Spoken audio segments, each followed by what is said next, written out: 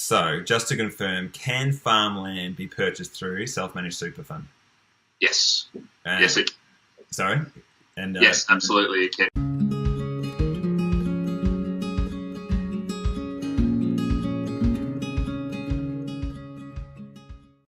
G'day everybody, Sam Marwood here from Cultivate Farms, and we are finding as many ways as possible to make it possible for you to own a farm.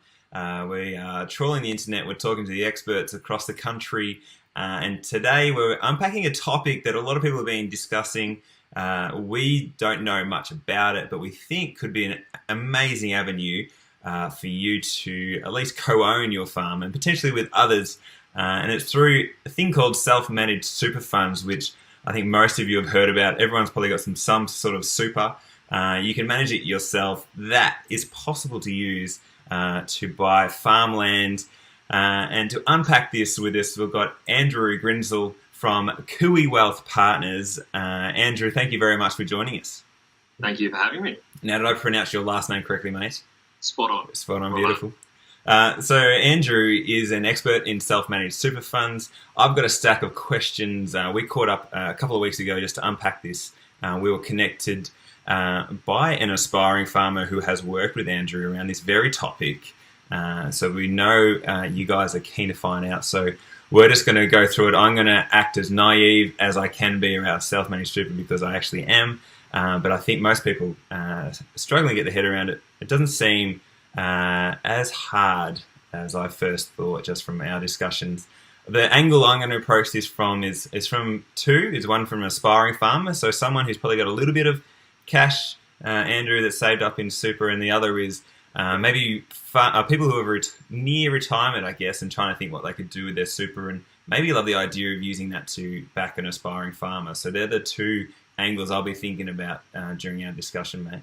All right, excellent. Sounds good. But to kick us off, why are you so interested in self-managed super? Is it one day you woke up and you thought it was a really cool thing to look into? What's your background? Yeah, so about 12 years ago, just before the global financial crisis started, I was working with one of the major financial institutions here in Sydney, and was working in their self-managed super fund admin and accounting area.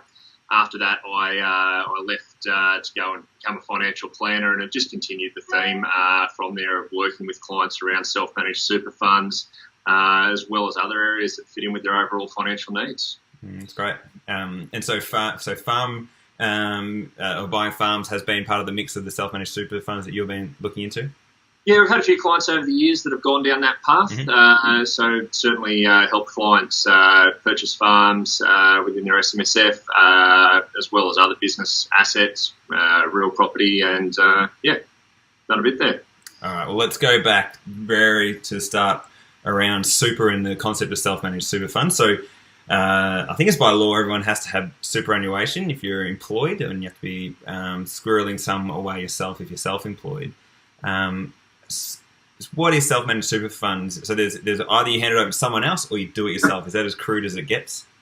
Yeah, almost. So if you think about superannuation, it's just a tax structure. It's not an investment. It's just a very tax-effective way for a lot of people to be able to save for retirement.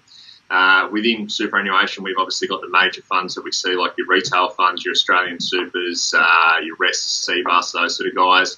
But then you've got people who decide that they actually want to take control of their own superannuation and go and set up their own super fund, and that's a self-managed super fund, rather than leaving it to the big funds to do. Okay, so what's the thought process for most people to take that leap? Are they thinking, I feel like I want to have more control over this, or are they coming from a farming point of view, like, there's money sitting there that I'd like to be able to utilise somehow? What's the main thought process that makes people leap into SMSFs? Yeah, it can definitely be a few different drivers for it. Normally it's people looking for a greater control and transparency over how their superannuation is invested, or to get access to investments with their superannuation that they just can't do through a standard superannuation fund. So, could be farmers, could be somebody who needs an industrial warehouse for their manufacturing business, and they decide, you know what, I've got my super sitting there, I'm going to go and get it set up and buy the warehouse through the SMSF. Cost controls can be another reason behind it. Really just depends on what makes sense for the super fund members. So, just to confirm, can farmland be purchased through self-managed super fund? Yes. Yes, it Sorry? And, yes, absolutely it can be. Any type of property can actually be purchased through a self-managed super fund, and farmland can be part of that. All you need to do is just make sure that any investments that are made within a self-managed super fund do satisfy what's called the sole purpose test. So you need to make sure that when you're buying that farmland, it is actually with the intent of being able to provide retirement benefits to the members of the self-managed super fund. And it needs to fit in with the fund's overall investment strategy. So you want to make sure that you've given decent consideration to what the actual needs are of the fund members, things like diversification, make sure you're not putting all your eggs in one basket, liquidity. As long as those items are taken care of and you can demonstrate that farmland makes for a good investment and is going to help the members achieve their retirement needs, then yes, it can be purchased. Okay, great. And so what about the business that sits on top of the farm? Is that part of it, or is that an exclusion? So livestock, tractors? Yeah, so unfortunately an SMSF can't run a farming business. We do need to separate the farming business and the farmland. So typically what you'll see is the self-managed super fund will own the farmland, and then it will lease that land back to the business that carries on the farming business. So that could be a company, individuals, family trust. They do need to be separated though. And that sounds pretty straightforward. That's probably a lot of how people have their businesses structured anyway, is 2 entities or a couple or 3 entities, but that sounds reasonable to me. So we talked about those restrictions. There's something I hear that there's a blanket sort of rule, you can't enjoy it. Is that one of the restrictions on having a self-managed super fund in general?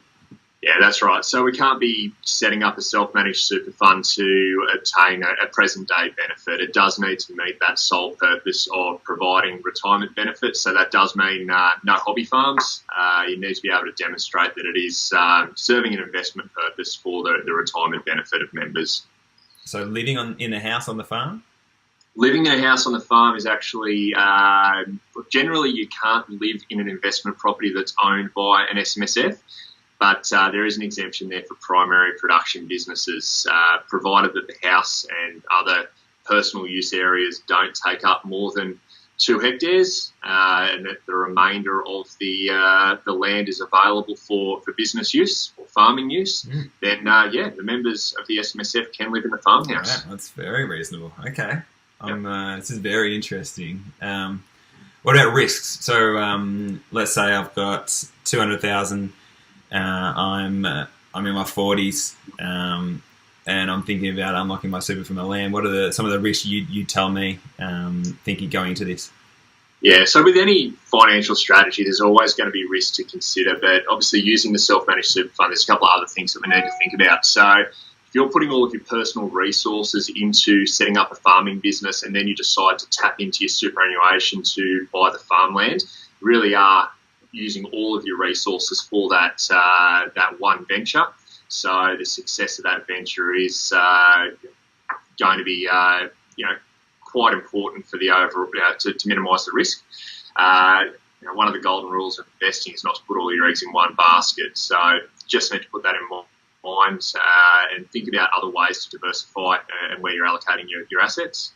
The other thing that we need to think about with using a self-managed super fund to buy farmland is that it's very difficult to borrow against the farmland to fund the ongoing operations of the business. So that can be quite restrictive from a capital point of view. It just needs to be considered. So who would you recommend should consider this? Is it just someone who does have... so it sounds like you've got to have a little bit of money. You've got to be thinking about diversifying.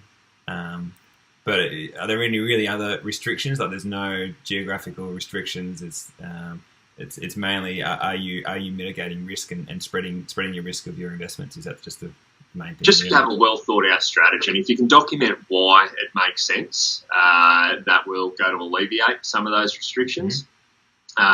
Each property purchase would have to be considered on its own merits before you could actually go down the path of using a self-managed super fund. There's quite a few restrictions around borrowing in an SMSF. Typically, you can't borrow as higher level against the value of the property as what you might be able to outside of an SMSF. So that does reduce borrowing capacity there. The other thing is each loan can only be used to buy a single acquirable asset. So what that means is if you're buying farmland that's on multiple titles, it could potentially mean multiple loan arrangements to be able to structure the purchase. But that also can create some opportunity because it means you might be able to structure part of the land ownership inside super or part of the land ownership outside of super. Okay, so you mix and match your investment streams, I guess. Yeah, depending on the resources of the aspiring farmer or what it is that they're trying to purchase. So you really just need to sit down and look at your overall situation and see how an SMSF would work. It's not going to work for everyone, but it would be very beneficial for a lot of people. And maybe we should pause here and just reiterate, or we haven't even mentioned it, but you really should get a professional doing this. You can have a crack yourself, I understand, but Andrew, having someone who's done this before is probably very, very handy.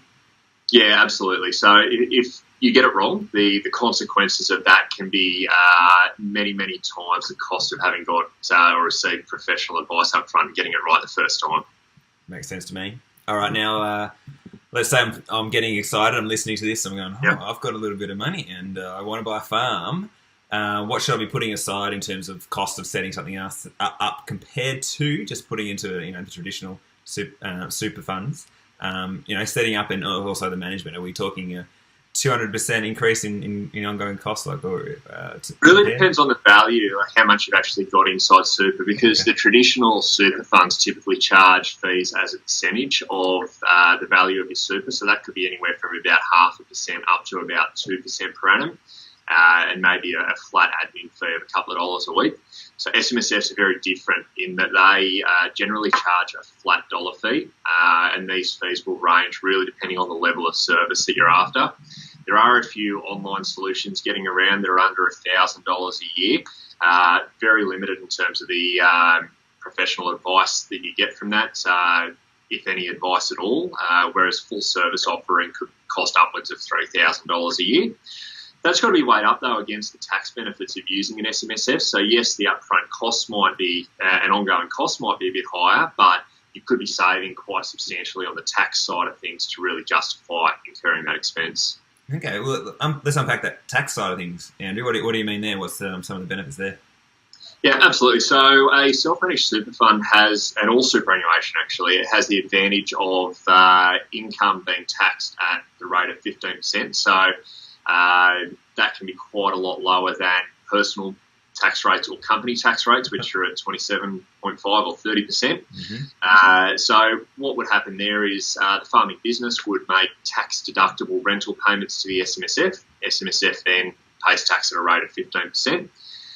The other issue that we've got to consider, or other benefit to consider, is with an SMSF, if you hold on to that farmland until retirement, so say you're over the age of 65 or 70 and you say, you know what, that's it, I've had enough, I'm going to sell the farm and leave, it's actually no capital gains tax payable if you're in pension phase on that. There are a few restrictions around the total value that you can have in that pension phase, but you potentially have a very large portion of the farm sold without any capital gains tax payable. This is all. This sounds great. All right, so the fees aren't too ridiculous. You've got an expert on board. I guess they'll guide you through the next steps. Andrew, you can either, as you mentioned, there's an online, do this online, which I assume you can do with most things in life nowadays. But if you've got an expert on board, they're the ones who'll guide you through all these steps. Absolutely. So I would recommend anybody who's considering doing this to actually sit down with a financial planner and their accountant. You've got to make sure you've got the right structures in place. All the documentation is appropriately signed off. If things aren't set up correctly, as I said before, it can really cost you a lot of money. So got to get it right first time. So definitely worthwhile getting that professional advice, and make sure that whoever you're getting the advice from is actually qualified and has experience in dealing with the type of advice that you're after. Yeah, that'll make sense. So what about trying to think some barriers, and they're probably maybe mental barriers, maybe is the main thing. What stops most people from pursuing this? Is it just a lack of knowledge? Because I do a lot of Googling around farm and farm investment, Andrew, and we quickly spoke about this the other day as well. Like, it doesn't feel like there's much information around self-managed super in the context of buying a farm. Is that probably the main thing? It's just knowledge? What's stopping people? I think there's a general lack of awareness. So I've spoken to quite a few people around this who weren't even aware that you can have a farm in an SMSF and still live in a farmhouse. Yeah, okay. Yep. So lack of knowledge is definitely one thing. The other thing is you've got to have the funds available in the SMSF to actually make it worthwhile. So either you've already got enough superannuation in there to be able to proceed with a property purchase, maybe with a bit of a loan attached to it, or you've got to have the personal assets that you're willing to contribute to the super fund in order to get it up to that sufficient size where you can actually put it to use in purchasing farmland. There is one question I wanted to ask earlier, and I'll ask it now. What if there was an aspiring farmer actually who put a post up just the other day, just had this concept, and I wasn't really familiar with it, saying, "Hey, I'm looking into SMSF.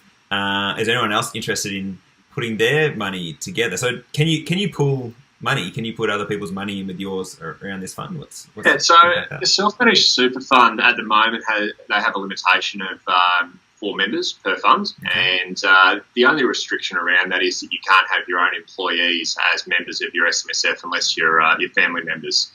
There is a proposal at the moment for the maximum number of SMSF members to be increased up to 6. However, we've got to see if the current government's actually around long enough to be able to legislate that. So it sounds like your mum and dad and your sister. Fantastic. Absolutely. Cool. Siblings certainly can get in there. Parents. There's definitely options to be able to pool your resources. Imagine 4 aspiring farmers coming together. Okay, this is. I'm loving all this, Andrew.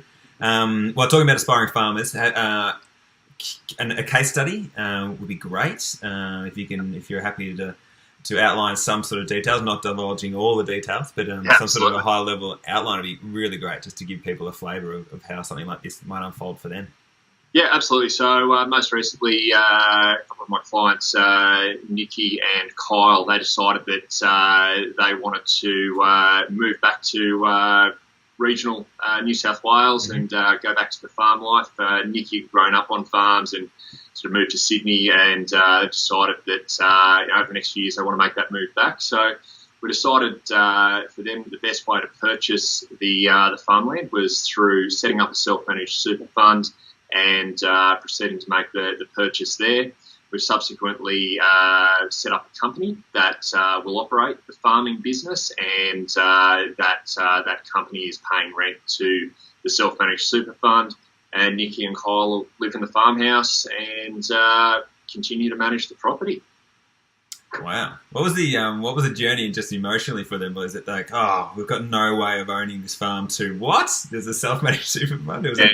I think what worked well for them was that we're reluctant to take on the debt personally to be able to go and make the farm purchase, whereas we had a substantial amount of equity sitting in the self-managed super fund that could be used for that. So rather than borrowing the total purchase price outside of super and carrying that debt burden, they were able to basically go in and make the purchase debt-free. Now, not everybody's going to be able to go and buy farmland without taking on a loan, but if you've got $200,000 or $300,000 sitting in a self-managed super fund that you can put towards the farm purchase, then potentially a lot less debt you have to carry. And it just seems to make, just thinking about them as a case study, just seems to make sense, isn't it? That you've got your heart set on a farm, you've probably got some other savings, you've been thinking about this for years, life situation changes so you can take the leap, and then you find you've got a few $100,000 in super that you all of a sudden is available. I mean, that must have been a great thing for them to discover and go through. Absolutely. So for them, they've been able to see their dream that they've had for a number of years actually come together, and we're just working through the process now of them actually making that move to the farm and leaving Sydney, and they're really looking forward to it. Quite exciting times for them. That is brilliant. All right, I've got a few more questions, Andrew. I'm loving this. Excellent. So let's say the money. Let's say I've done it, and I put my money into the self-managed super, and I want to. Something happens. I need to pay for a hospital bill or whatever, and I'm not at retirement age yet. Can I get the money out? Is it stuck there forever? Yeah, getting money out of superannuation before retirement is difficult. There is compassionate grounds or financial hardship that can be exercised. Very restrictive though, so it's very much a last resort. So one thing to think about is if you're going to take some of your personal funds and move that into a superannuation fund, the restriction on access has definitely got to be a consideration. So I definitely encourage anybody thinking about doing that to make sure that they keep enough cash outside of super to save for a rainy day should those sort of situations arise. Okay, that's it's a very good one to think about. Anything else? What else should we be considering when you using an SMSF? Andrew, have I asked? There's some question I haven't asked that we should need to unpack. Yeah, so probably one of the main things to think about is if you decide that you're going to leave a traditional superannuation fund and move your money over to an SMSF, just bear in mind that you may potentially have insurance coverages that exist within your existing super fund, so your default life insurance or permanent disablement. So a decision needs to be made as to whether or not you try and keep that superannuation fund running so that you keep the cover, or if you go and make alternative arrangements, especially if you're looking to take on a bit of debt to get your farming business up and running. We want to make sure that you and your family are well protected if you're not around to earn an income. That's a good point. So you can have a couple. You can have the SMSF, and you can still keep your old one, have some money in there just to cover off those insurances. That's we certainly do that for a lot of clients, especially if they've got rather reasonable insurance coverage in their existing super fund. Otherwise, we can take out new policies within the SMSF. It really depends on the arrangement. If you've got a few different farmers going in, aspiring farmers going into the one SMSF together, you've got to think about issues around, if one of them were to pass away, how do the remaining farmers actually come up with cash to pay out the surviving, the deceased from the SMSF, so that the whole farm doesn't have to be sold off. So you've really got to make sure you've got the right structures in place to be able to deal with that. Again, that's why you should get your experts in. Absolutely.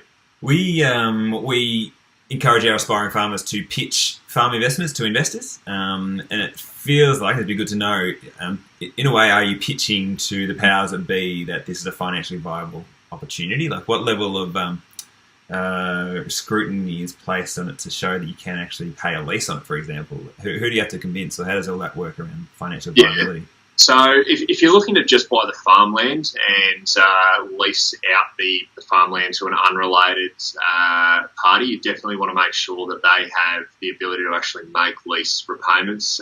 It does take a while to get a new tenant on farmland compared to, say, a two-bedroom apartment in Sydney or Melbourne.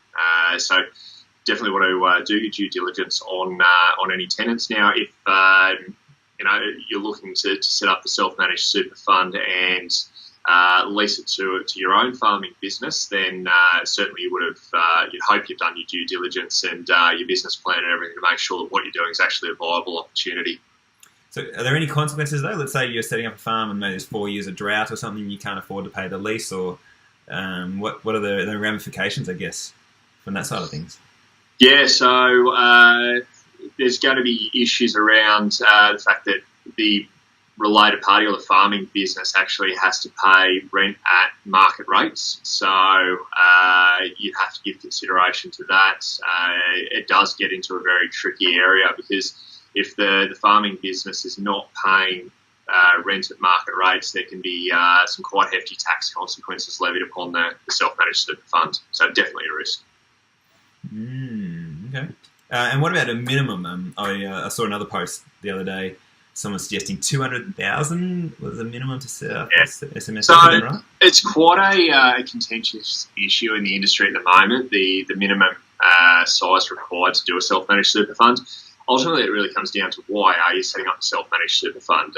If you're just setting up a self-managed super fund to go and invest into managed funds that are run in a very similar way to your existing superannuation fund, then you definitely argue that you need quite a substantial balance to do it.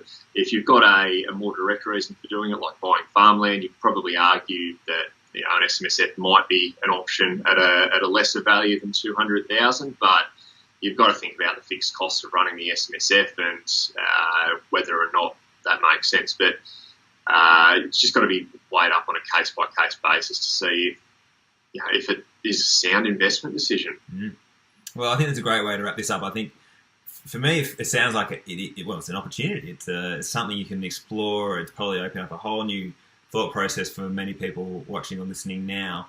And it sounds like there's plenty of benefits, but there are also a lot of restrictions as well, Andrew, as you've outlined. So I reckon if you're an aspiring farmer or someone looking to buy a farm, I encourage you to check this out. It could be a real winner. I love the idea of working with a few people to pool your investments, but make sure you get your advisors on board. Andrew, you happy for people to contact you if they've got some questions around this? You've got an email address? Yeah, absolutely. We might just put up some details afterwards if you don't mind. I just have to just work out the best way to handle those inquiries. And yeah, absolutely. Mate, well, thank you very much. We do appreciate your time. I'm sure there are a lot of people who are thinking very hard about whether they should look into this. It could be a whole new avenue to realise your farm ownership dream. So thanks once again, Andrew, and hopefully we'll follow up with some more successes in the future. All right, excellent. Great chatting to you. Thanks, Sam. Cheers, mate. Thanks.